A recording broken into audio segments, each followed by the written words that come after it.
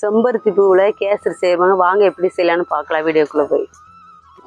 செம்பருத்தி பூ நல்லா இதழ்களை மட்டும் நல்லா பிச்சு போட்டுக்கலாங்க கேசரி செய்யறதுக்கு.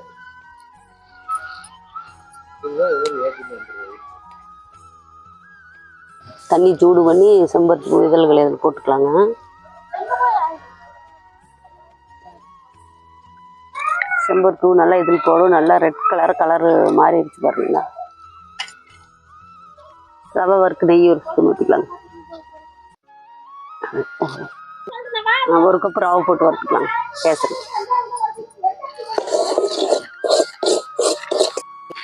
தண்ணி ஊற்றிக்கலாங்க. தண்ணி ஊற்றுங்க, ரவை போட்டு கிளறிக்கலாம் கேசரி.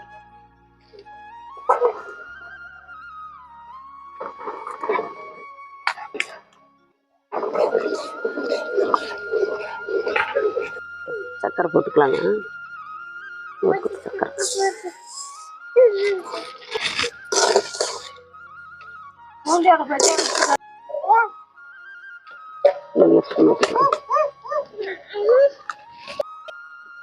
இது கலர் செம்பருத்தி ஜூஸ் ஊற்றிக்கலாம்.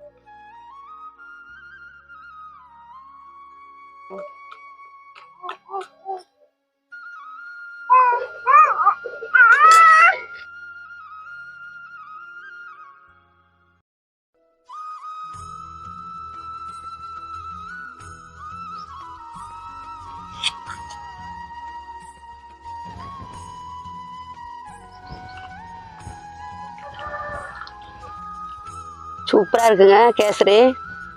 செம்பருத்தி கேசரி சூப்பராக இருக்குங்க.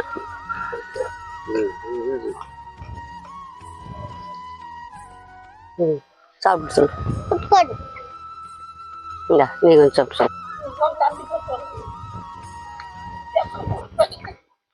சூப்பராக இருக்குதுண்ணா.